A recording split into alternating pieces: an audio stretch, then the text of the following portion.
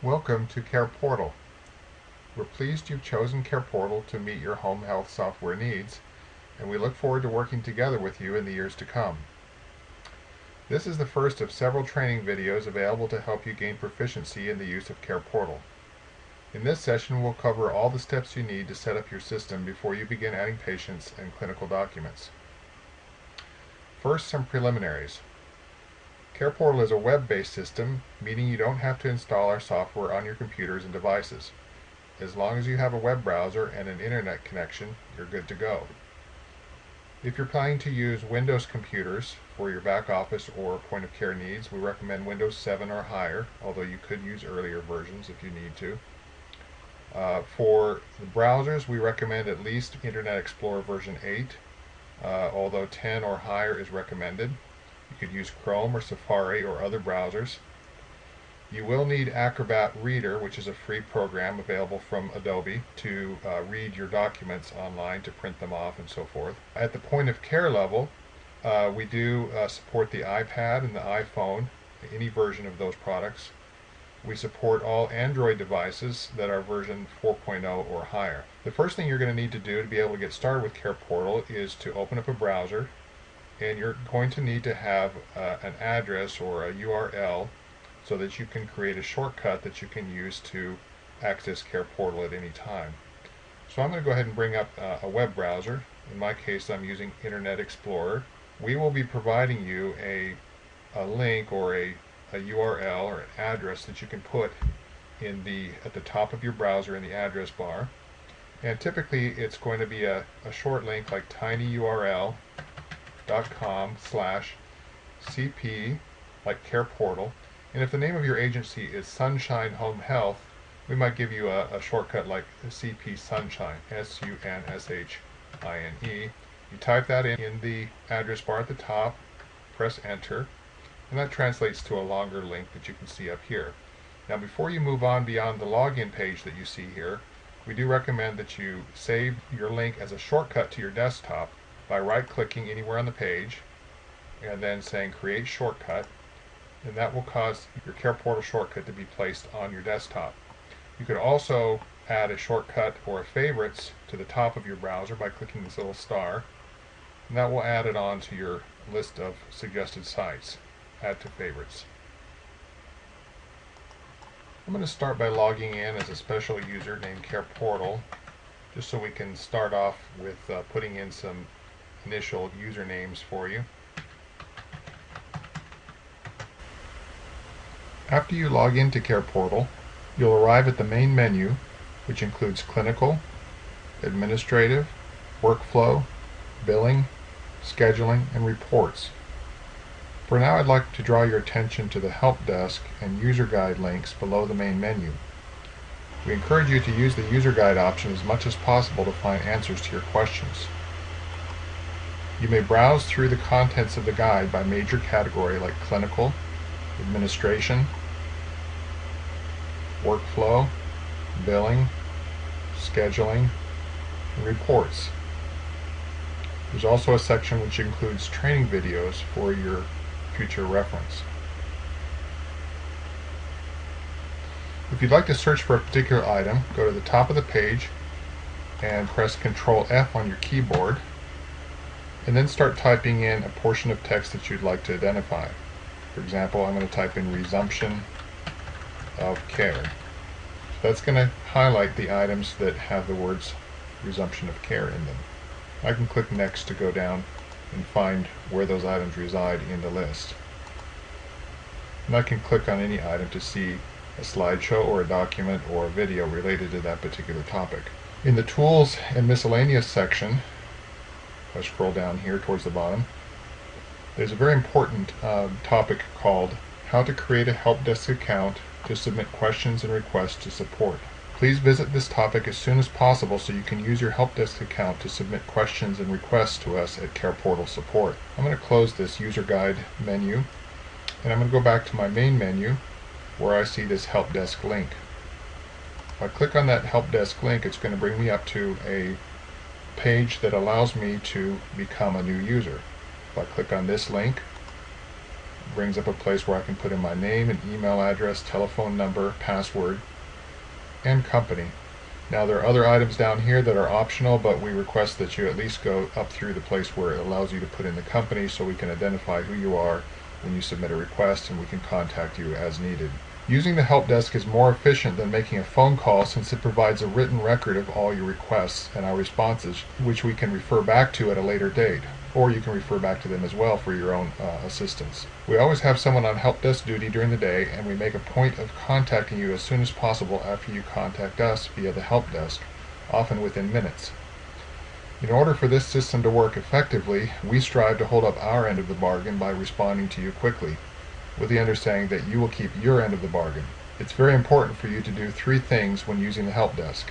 Number 1, if you are experiencing a problem, please be very specific about the problem so we can reproduce the issue, then research it and get back to you as quickly as possible. For example, don't give us a vague or general request like, "I can't enter the interventions for a visit note." Instead, tell us the name of a patient and the date of a note for which you're having difficulties, even if it seems you're having difficulties with more than one patient or note. If one of your users can't log into CarePortal, don't tell us that one of your users can't log in. Instead, provide their username along with the exact wording of any error message you're seeing, for example, invalid username or invalid password. I can't stress enough the importance of being specific. If you're not specific enough for us to reproduce the problem, then we'll end up having to write back to you and asking for more details. Then we'll wait for you to respond, all of which can add significant time to the process of resolving your issue. Okay, so being specific was our first request. Our second request, and this is equally important, is for you to monitor help desk responses from us. You should receive an email anytime we respond to your help desk tickets. So if you have an email notifier on your computer, that will help you know when we've responded. If you don't have an email notifier, then please monitor our responses either through your email inbox or by checking your help desk account itself. Our third and final request, please do not respond directly to the emails that come to your inbox from the help desk. Instead, respond using your online help desk account. Sometimes we will respond in writing to your help desk tickets if your question is simple enough, while other times we will call you back to discuss it with you if it's more complicated. So be on the lookout for either a call or a written response. In order to set up your CarePortal for first-time use, we recommend that you start by going to Administrative and then choosing the Agencies option, where you'll see a pre-delivered agency already there for you that you can change to meet the criteria for your own agency. So I'm going to click on Acme Home Health, and I'm going to change this from Acme Home Health to the name of my agency, which will be Sunshine Home Health. I'm going to give it an abbreviation that I can use to identify it easily, of my own choosing. SHH, I'll just choose that for an abbreviation. My fiscal month starts in January. My supply cost markup is going to be 3. That indicates that if I as an agency pay $1 for a supply, then I'm going to charge $3 for that supply to the payer. First day of work week is going to be Sunday. I could choose Saturday or Monday as the case may be, but most typically it's going to be Sunday for most agencies. The regional home health intermediary could be Palmetto or NGS or whatever is appropriate for your area. You'll put in the federal tax ID number, and I would recommend or request not to put in dashes, just use the numbers themselves. You'll put in the national provider ID. By default for an agency, the cert period is going to be 60 days long. If you have a private duty agency that you're setting up, you might want to put in 365 days because you don't tend to recertify the patient that often. Then you'll put in the agency's address information. Now let me point out regarding the city-state zip, you'll see this in various places throughout the system. Instead of typing in the city-state zip outright, we recommend that you actually start typing in the zip code. So I'm going to just start 75201, and you'll see that it allows me to select from the list. It zeroes in on the national zip code list, and then it pushes the values from that list into the city, county, state zip, and so forth. You'll also want to be sure to put in a 4-digit add-on. If you don't know what that add-on should be for your address, you're going to want to click on this option here, which will allow you to put your address in and find out the actual 4-digit extension, which you can then add to your agency information in CarePortal. You put in the telephone information, fax information, email address, Medicare provider ID. In short, basically everything that has a star next to it, a blue star, indicates that it is required. So you're going to want to put in that information for all the fields that are required. Now sometimes you may not know what that information is, or it's not applicable, and you can click NA, and that will allow you to bypass the requirement for those particular items.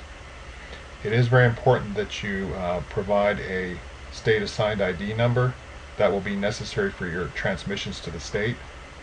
So if you don't know any of this information up front, you could just click NA and then come back later and make sure you get that in there before you do your first OASIS assessments. Now, if you happen to have a regional office or a branch office that is a part of that agency, perhaps you have a parent agency here called Sunshine Home Health, and maybe you have a regional office called Mercury Branch.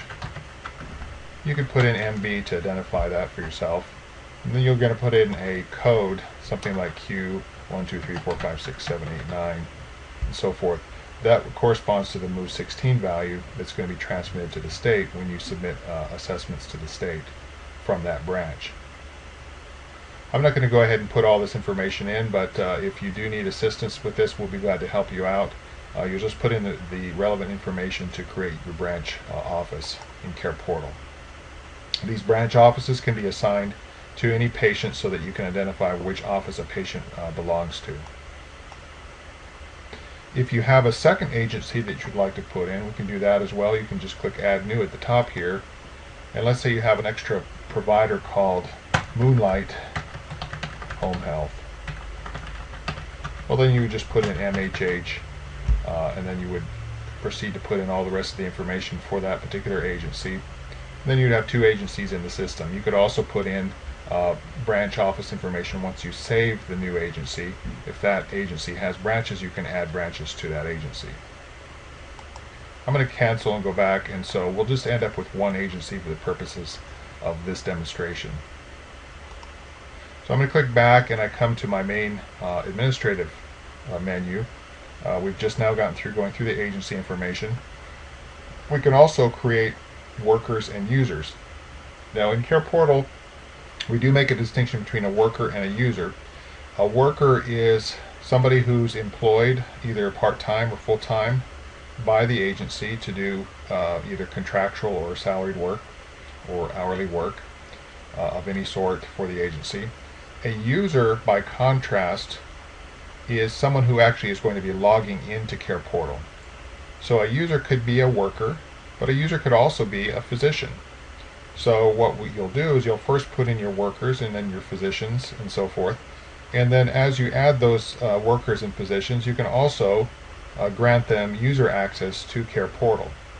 You might have some workers who are not users. For example, you might have home health aides that never intend to log into CarePortal, and you just put the visits in the system for them. However, if you want them to be able to access the system, you will need to put them in as a user in addition to being a worker. But you can easily link the user to the worker directly once you add the user to the system. To add a new worker, simply click Workers and then click Add New, and proceed to enter all of the required fields as indicated by the blue asterisk next to those that are required. So I'm going to type in Peter Pan. Even though this one is required, I can bypass the requirement simply by checking Unknown. Male. I'm going to scroll down and just answer the required ones again. Primary office is going to be Sunshine Home Health. I can assign different offices when it comes to the user area, but when adding the worker, I do need to specify a primary office. And I do need to also specify a primary discipline. Let's say this person is a skilled nurse, but when this name is displayed on any clinical documents, we want the title to be RN, not SN. So we're going to override the SN by simply typing in RN up here. If I left this blank, then it would use the discipline as the title. So for PT, you may not need to specify anything here because PT is both the discipline and the title. Alright, if I click Save here, it's going to tell me I'm missing something. It's telling me I have to add either an email address or a cell phone number with the cellular provider, or both. This is in order to meet the requirements for digital signatures, so that when you create a user, it will send an email message with a temporary password to that user, either an email or a cell phone text message. So I'm going to click Cancel and scroll up here until I find the email address and cellular number. So I'm going to enter 469-693-5608, and as I type that number, it automatically supplies the dashes, so I don't need to type the dashes as I'm entering that number. And you can choose, or you'll need to choose, in order for this to work, a provider to go along with it, in this case Virgin Mobile. It may be AT&T or Verizon or whatever it is the case may be. I'm going to use my own email address here, just for demonstration purposes.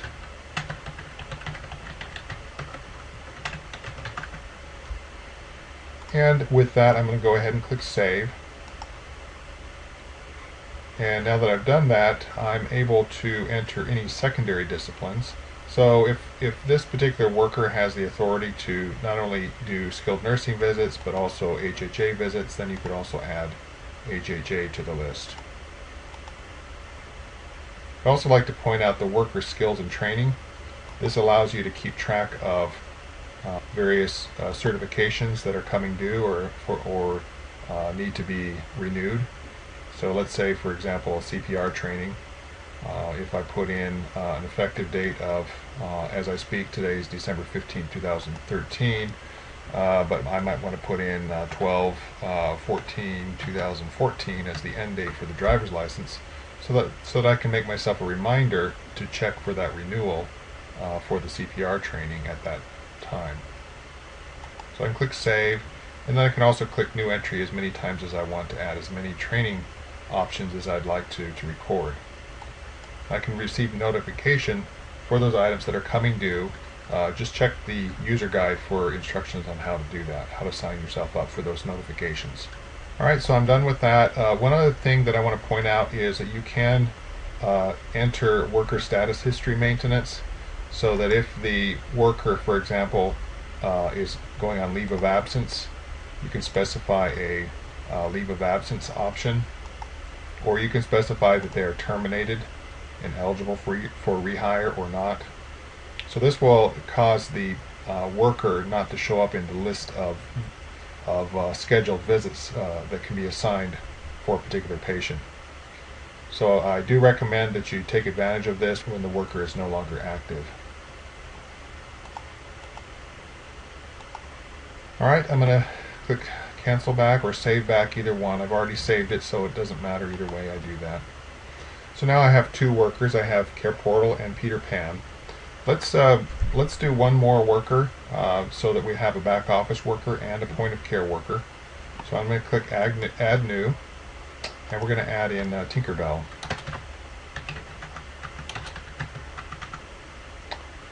Let's see. Do unknown female. She's also going to have an email address, and I'm going to use my email address again for that. And I'm going to scroll down and choose RN again for the title. Primary discipline is going to be SN. I'm going to save. So now we have two workers in the system. And again, these are simply workers. These are not actual users yet. They will not be able to access the system until you enter them as users. So if I go to Users and I click on Add New, I'm not going to assign a username. For example, ppan. We like to use the first initial of the first name plus the last name, so this would be for Peter Pan. And I can start typing a user's or a worker's name, and it will come up for me to select to associate with that user. So in other words, this username will be considered linked to this worker for the purposes of tracking that user's activities. Notice also I've got Use Digital Certificate for Electronic Signatures. We recommend keeping that checked so that the user will be able to sign those documents electronically, the visit notes and assessments that they create in the system. The Drug Interaction License Key will provide that to you upon your request if you'd like to be able to perform drug interactions for that worker. So once I save this user, then that's actually only the first of 3 steps that you'll need to follow in order to make sure that this user is able to access the information needed. The second step is to assign offices or agencies for that user. Now, if there's only one office in the system, it will automatically assign the office, the only office there for the user. If you'd like to assign other offices, you can do that by clicking New Entry and add as many office assignments as you would like for that user. Now, for this particular office assignment, you can assign roles, and so that's the next step. You'll need to click New Entry, and if this is going to be a back office user, in other words one who's not actually going out and doing visits in the field, you will assign them the back office role first. Once they have the back office role, then you can also go beyond that and assign extra permissions. So if you want this user to be able to do anything in the world, you'll assign it CarePortal Super User. So if this user has CarePortal Super User, that means they can do billing, scheduling, reporting, just everything in the books. There is a help link. Click for help here. And I recommend that you do that and click on here for a description of the most commonly used roles. And here you'll see all the roles that you really need to typically be concerned with. The ones that we just saw were back office and CarePortal Super. So those 2 are the most common ones, and we'll get to a couple others once we do point of care. Alright, so that's all there is for that particular user. Now, if we've done everything correctly, we should receive an email with a temporary password. Alright, I've just now brought up my email, and I do see there is a notice, actually 2 messages, one that's telling us what the link is to log in, and the other to indicate the temporary password. So what I'm going to do right now is to take note of that temporary password, which is 112712, and I'm going to return to CarePortal. And right now I'm logged in as user CarePortal, but I'm going to see if I can log in as user PPAN, Peter Pan. So I'm signing out, and my username is going to be PPAN, and it's the password. Temporary password is going to be 112712. I'm going to sign in. And so if it detects that I'm logging in for the first time using that temporary password, it brings up a screen like this. And I need to check this checkbox that I confirm this information is correct, that I understand this password is going to be securely encrypted. I'm going to choose a new password.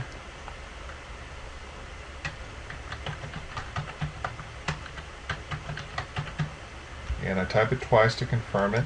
I submit, and now I'm in. And it's a good idea, if you could do this, to sign out and try it again just to make sure you've got it down. And indeed, I'm able to get in. So I'm now in as Peter Pan. Now I'm going to proceed as back office administrator user Peter Pan to go ahead and add another user. So let's do the same for user Tinkerbell. So we're going to click Add New, and T-Bell. I'm going to search, and I'm going to associate it with that worker, Tinkerbell. And I'm going to click Save. And for my roles, instead of choosing Back Office and CarePortal Super, I'm just going to choose Point of Care. And that's the only authority that I'm going to give that user at this point. Now, if I want this user to also be able to do scheduling in the point of care, then I'm going to choose New Entry and put in Scheduler. So that'll allow me to demonstrate doing scheduling in the point of care. Now, some agencies prefer not to allow their point of care users to do scheduling. In that case, you would not add this role. Okay, so in the same way, that user should receive a temporary password and be able to log in for the first time. Once you've logged in for the first time using the temporary password, then you will from then on use the permanent password of your choice. And it's important, especially for the purposes of electronic signatures, that no user should share their password with any other user. Only one user should know what their password is. Alright, so let's review now where we are. We've reached the administrative module. We've changed the agency information to meet our needs. We've added a couple of workers, a couple of users. Now we're going to take a look at the charge rates and just review the information that's there. So under the financial section in administrative, there's the charge rate. And in this screen, we are allowed to go through each discipline and assign a default charge rate that will be included on the claims. So if you don't change this, all of your charge rates are going to be $199, or in the case of home health aides, it'll be $95. So if you wanted to change this, for example, for skilled nursing, if you want to change it from $199 to maybe $175, you would just put in $175 per visit, and then click save or save and back. And really that's all there is to it. So now you'll see that there's $175 there. You can change these all per your agency requirements. Alright, now that we've reviewed charge rates, let's take a look at the Medicare Master Payer. And we'll find that under the Master Payer section of the financial group in administrative again. We're going to take a look at Medicare PPS, which you can just check or select anywhere on this line and it will open that up for us. The Medicare Payer is predefined for you automatically when you first start using CarePortal, but you can make changes to it to customize it for your own needs. For example, the sender code or your submitter ID will need to be changed to match whatever submitter ID you've been assigned by the intermediary, whether it be Palmetto or NGS or what have you. I'm just going to scroll down through the list here of the questions.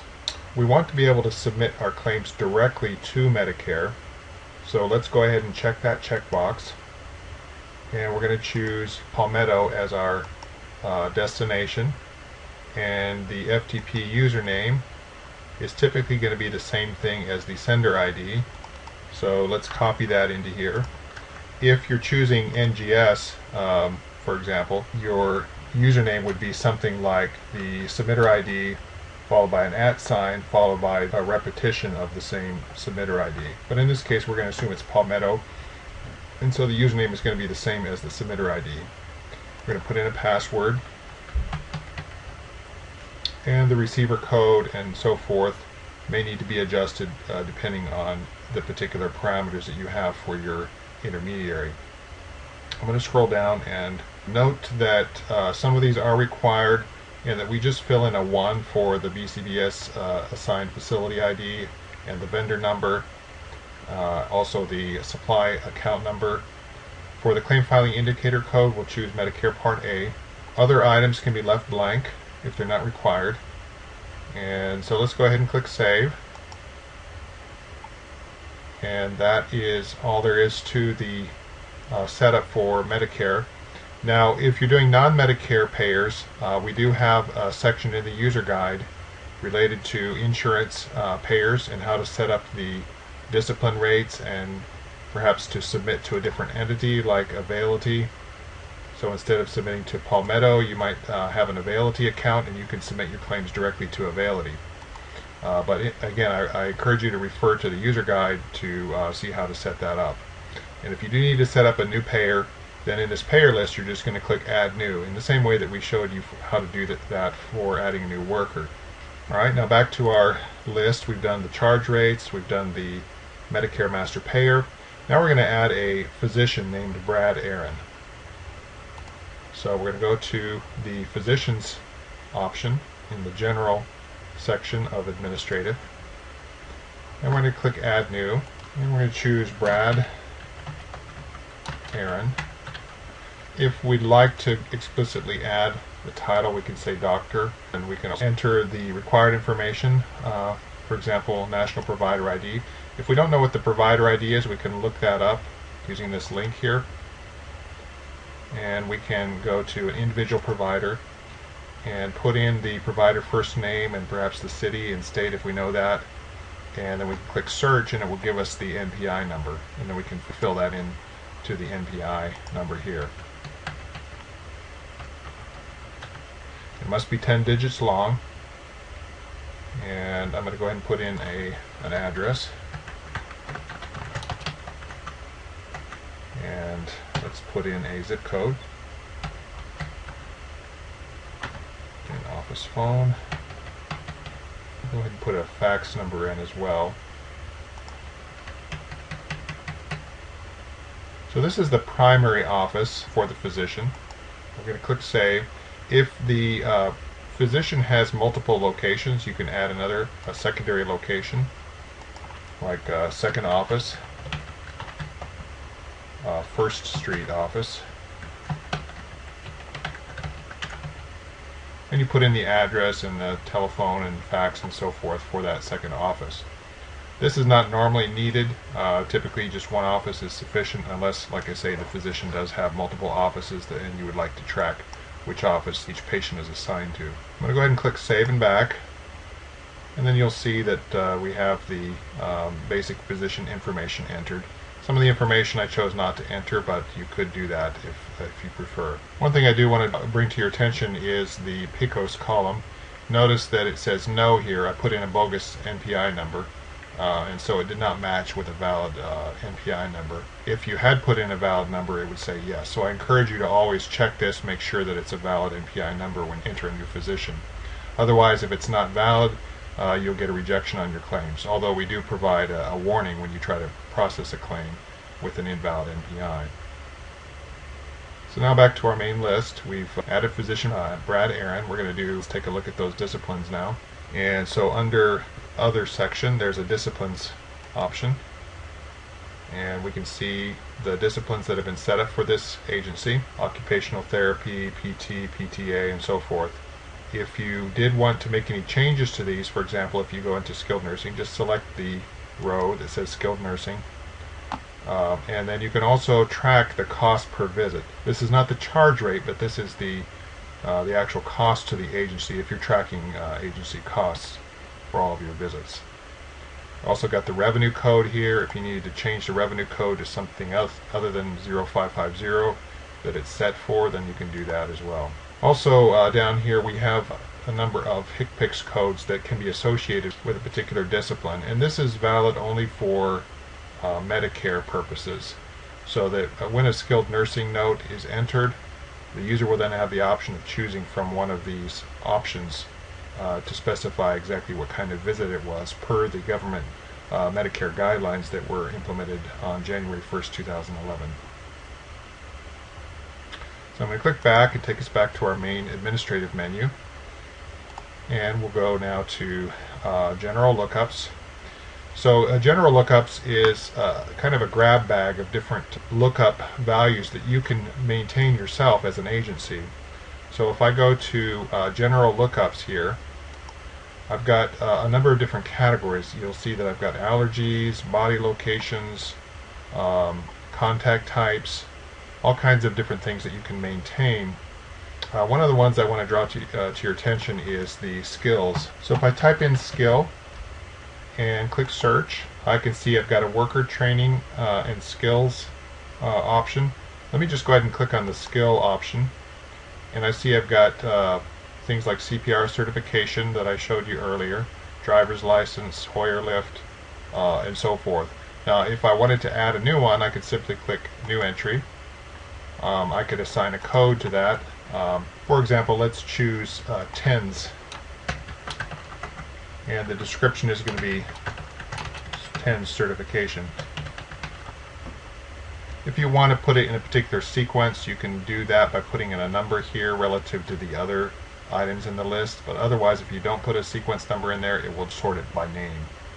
So I'm going to click save, and then I'm going to see down here I've got TENS that I've recently added. These can be tracked so that workers will have an end date on these, and you'll be able to know when that end date is approaching. So we've reviewed disciplines, general lookups, supplies is next. Let's go ahead and click back and go to supplies, and here we've got a list of various supplies that are predefined for you automatically in the database. If you find yourself needing to add a new supply, you can simply click Add New. You could say whatever the description is and then the agency cost. If that's $1 per box, for example, and your agency markup is 3 to 1, then the charge rate for that particular supply is going to be $3. And let's say that you have per box, you've got one item in a box, and you can say that the supply is billable. If you'd like to be able to bill that supply, you can choose a revenue code. Typically that's going to be 270, 271, 272 are the most common ones, and 263 can be used as well. You can follow along the pattern from the existing ones. You can edit an existing supply by simply clicking on it and then making changes to it as needed. For example, if you want to change the cost and so. Alright, we're going to click back to go to our main administrative menu again. We've done the disciplines, lookups, supplies. We've also got service journal transaction codes. Let's go ahead and take a look at those. The service journal transaction codes are used for identifying different types of visits for payroll purposes primarily. And for each transaction code you can specify whether it's billable or payable by default. So for example, if we go to a routine visit, RV, you'll see the code RV that you can associate with any regular visit, and you'll see that it's both billable and payable. And so this code can be used to help you decide how much you're going to pay for each visit that belongs to the RV or routine visit category. Likewise, we have a therapy evaluation visit, a therapy interim visit. We've got missed visits, and you can mark these as you wish according to whether they're billable or payable or both. If you need to add your own custom service journal transaction codes, then you can simply click Add New at the top here and proceed from there. So whenever a visit is entered into the system, you'll be specifying which type of visit it is as you add it. Now you can also take a look at the different visit note and assessment options that are available defined in the system by going into blank forms.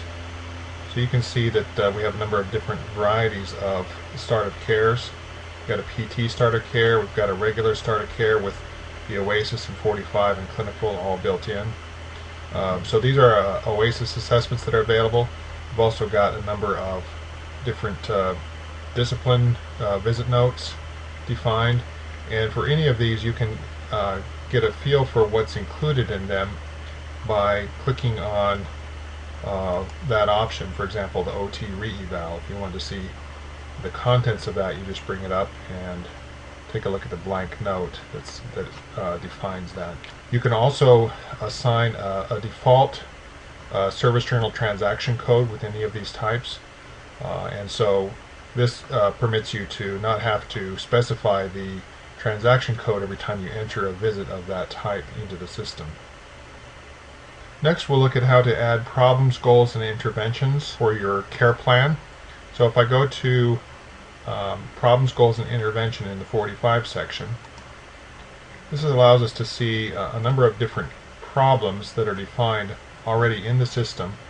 And for example, if you go to hypertension, you can search for hypertension to see what interventions and goals are associated with hypertension. Here's the problem description here, and we also have goals that we have associated with that particular problem. And for that problem you can click New Entry to add new items, or you can edit to change existing ones, or you can click Show All Columns, and that will allow you to move them up and down to change the order or the normal sequence, or you can delete items that you wish not to include in the system. So this is sort of a library of your problems, goals, and interventions that can be used in the clinical system to assign to particular patients for their 45s, their care plan, and so forth. So that was the goals. You can also go into interventions, and just like for goals, you can add a new entry, or you can show all columns and then delete items, or you can click Edit and change those descriptions if you wish. You can also add a brand new problem. I'll show you that in a minute, but before I do that, if you wish, you can also indicate which disciplines primarily are associated with this particular problem. It doesn't limit you to just those disciplines, but it will make this problem float to the top of the list in clinical when you're dealing with a skilled nursing or an HHA patient. You can also associate diagnoses with a particular problem. For example, here I've got a diagnosis codes range from 401.0 to 401.9 are linked to hypertension, so that if any given patient has any of these diagnosis codes fall within this range, then hypertension will be prompted at the top of the list as a leading problem to assign to that patient. So if you'd like, you can click Add New Entry and add other diagnoses to go along with it. So for example, if blind hypertensive eye, if I wanted to put that in, I could click Save. And then I've got not only this range of 401 to 401.9, but I also have the individual code 360.42. If I want to delete that, I can click Delete here and take care of that. Finally, the last thing we'll look at for this administrative setup is the preferences. There are some individual preferences that you as an agency can set. So you can scroll down and take a look at some of these preference options. For example, the default visit duration is 45 minutes. If you wanted to change that to 60 minutes, you could click and say 60 minutes and save back. At various times you may be asked to change these items. So we encourage you to browse through and see if there's anything here that you would like to change on demand. And if you have any questions about any of these items, you're free to submit a ticket to us and we'll explain the significance of anything that is unclear to you. Alright, that ends the segment on how to set up CarePortal in the administrative back office module.